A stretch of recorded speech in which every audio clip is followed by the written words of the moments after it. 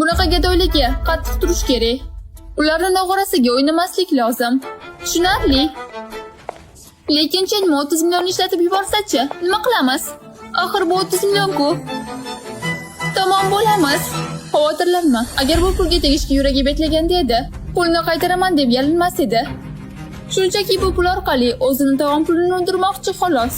Bunday ishga yuragi betlamaydi. Hayya, esimga tushdi. Chenmoning oldingi yillardagi mukofot pullarini shunchaki olib qolsak ham lom-bom demagandi. Bu safar ham u pulni ishlatishga aqli yetmaydi. Kutib tur. Ertaga soat 12 dan o'tgach o'zi yalinib keladi.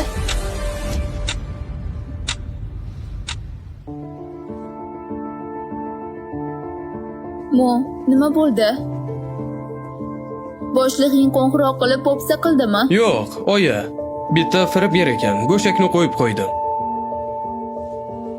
Oyi, dada, shu yillar davomida ishlab, hamma mukofot pulimni kompaniya yeb ketdi. Sizlarni rozi qilaman. Lekin bugun xizmatingizni qilaman. Yangi yilni zo'r nishonlaymiz. Janob Chen, bu uyimiz juda ham yorug'. Loyihasi ham ajoyib. Qolaversa maktabga ham yaqin. Yonginasida istirohat bog'i va metro ham bor. Yashash uchun juda qulay. Dada, oyi, yoqdimi? Yoqdi. Albatta yoqdi. Lekin qancha turadi? Qo'ysang-chi. Bu narsaga hali pulimiz yetmaydi.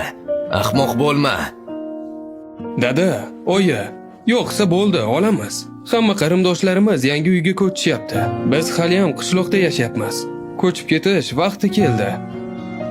Xo'p, bu uyni Boshlang'ich to'lovi qancha o'zi? Janob Chen, ayni vaqtida keldingiz. Hozir bizda zo'r chegirmalar ketyapti. Boshlang'ich to'lovatiga 150 ming.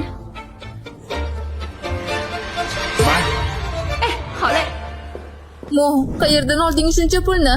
Kompaniya xato qilib tashlab bergan pul emasmi? Bolam, u pullarga tegmagin, xo'pmi?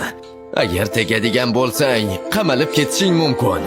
Dada, oyi, yo'q, xavotir olmang. Bu kompaniya adashgan pul emas. Bu menga atalgan tovon puli. 300 ming. Peshona terim bilan topganman buni. Dada, oyi, xotirjam bo'linglar. Nima qilayotganimni bilaman. Sizlar faqat menga ishonsangiz bas.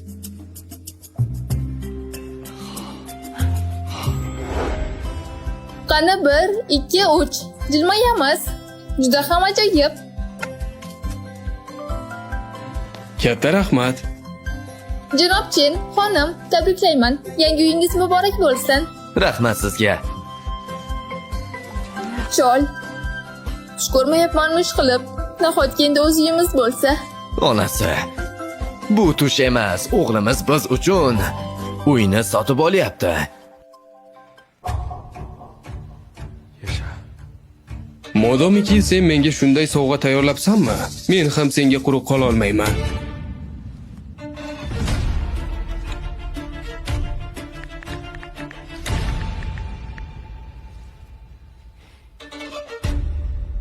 Opa, soat 12 bo'lyapti. Lekin hali ham Chenmo pul tashlagani yo'q. Biror mantiq yo'q-ku axir. Vahima qilma. Kecha unga shartini aytganman. Bunaqa gadoylar men bilan o'ynasha olmaydi. Bugun ana qolib keladi. Lekin soatga qarang, hech narsa yo'q. Xavotir olaman-da.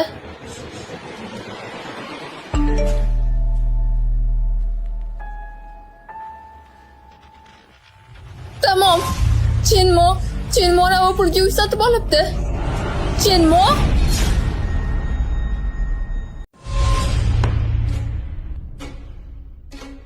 Nima? U pulga tegishga qanday jur'at qildi?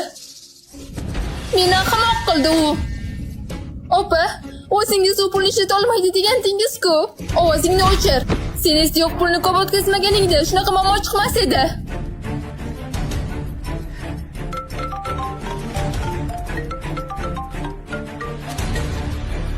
Chenmo, jinni bo'ldingmi? Pulni ishlatib yuborishga qanday hadding sig'di? Yen xonim, shoshmang. Men atiga kompaniya pulimdan qisib qolgan 150 mingini ishlatim xolos. Qolgani esa hali ham yonimda turibdi. Chenmo, bu pulni tomon pul o'rnida ishlatishga qanday hadding sig'di? Qanday jur'at qilding? Ilojim yo'q edi.